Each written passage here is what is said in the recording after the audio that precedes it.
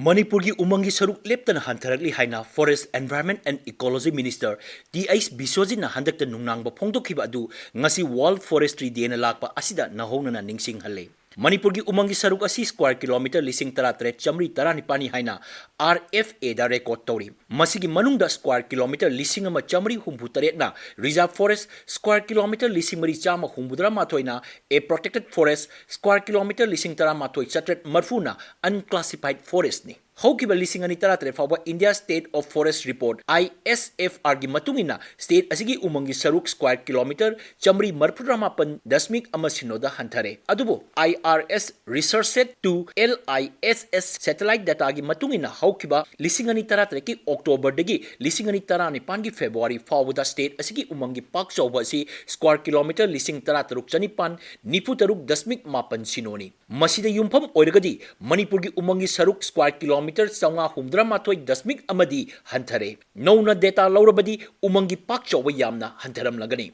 Umang Mangsilak Pahibasi Mausagi Kalngakpada Sada Marfugi Togdang Lauriba Pambi Sing Tilkang Uchiek Waya Sanga Tawai Pan Basing Mangsilagli Haibani. Umang koksilak pa asina Malemgi oina carbon emission sada tarani thoidagi tarani pan phawba thadok halle. Nuksita carbon gi sang yamna yauriba makai nuksit nungsa sengande. Umangna chinjak ising amadi miyoy billion ama dasmik taruklonggi hidak langthak loinana hingna belambi piri. Umangna isaw amadi ikang thokadabadagi kalli. Umangi maru ebasi yengduna lising ama chamapan humudra matoygi November thada pangthokkiba Conference of the Food and Agriculture Organization gi taratarasu mifamda March kunmathoibu chahi kudingi World Forestry Day thoram pangthoknaba lepki. Center for International Forestry Research CIFOR na lisingani taritagi lisingani tarani thoifawa United Nations ki Framework Convention on Climate Change Conference of Parties ka iroinana paring naina Forest Day taruklak pangthokki. Masigi makha tarakpo oina lisingani tarani thoigi November kunipanda United Nations ki General Assembly na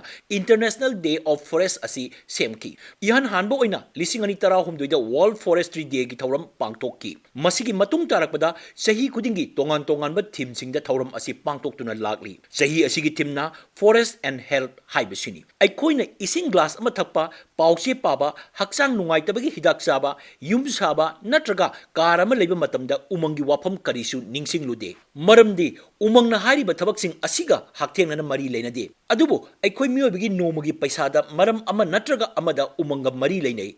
Aikoigi hakselda umang na asuki matik tengbang piri thaknaba ising sengdokpada nungsit senganbada carbon chupsinduna aying asa ngakpada sana thaknaba amadi punsi kannaba hidak langthak phanganbada amadi miyoy billion kayagi hingnaba lambi piri. Laibak amagi semilonsu umangna achoba thogdang lauri. Umangi saktam kaidana thamnaba amasung masigi masak matumsing sijinadana nongju nungsa ngak senbana haujik lairiba amasung tungi mirolgi nungai yaipaba punsi pigadoribani. Adubo aikoina maram ama natraga maram amagi umang koktoktuna manghalli. Umang koktokpagi maram yamna yami khwaidagi maru oibadi miyoiba khunaina karam chawba grid ahenba pambadagini. Mathau tabakak yenglaga uwa yalabadi umang mangsilapagi wafam asi leiram loy. Sahi kudingi July amadigi tare pawba ban mahosop pangtoktuna u chara paksana thaba miyamda umang kannaba wakhal loksing piba thoram pangtokpa yauna atei thorang kaya lokhalabasu umangi sarukti asum handarakli. Masigi maroiba maramdi aikoi miyamna umang koksilapagi sekeng haktengana phangdaba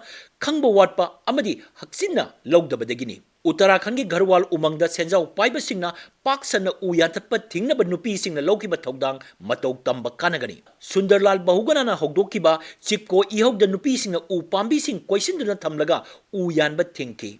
Khongjang asina ithil piduna Karnataka ki Uttara Kannada district sasu chap manana ihog sagatuna paksana umang kokthokadaba adu kanki. Forest Conservation Act lising ama chamapan marphugi makhada umangi saruksing atopa hiramda sinanabai kokthokpa yarabasu lising ani tara mangadigi lising ani tara mapan gi February manga phawbada ek asigi makhada sumnatagi hectare chani humphum doi dasmik ani sinokhak umang kokthokuna atai hiramda sizinaki ataidi lanai miyoi singna ain kaina kokthokkiba ngaktani aduna aikhoina umang kokthokpa thingnaba lenga khaktada inthoktuna thamba yaroi anoba khulsemba mafam hongduna pamlo uba popi thanaba umang kokthokpa lamai thaba sing firewood amadi maita longnaba uyanba aina yadaba mongda paksana uyantatuna lalon itik tawba thingba tai masiga loinana umangi paksawa hengatnaba u amadi wa bamboo chara sing laihauga chanana yengduna thaba social media yauna tongan ba medium da umang leitrabadi miyoiba kunai leiba ngamloi haibasi khangan baju mathok tai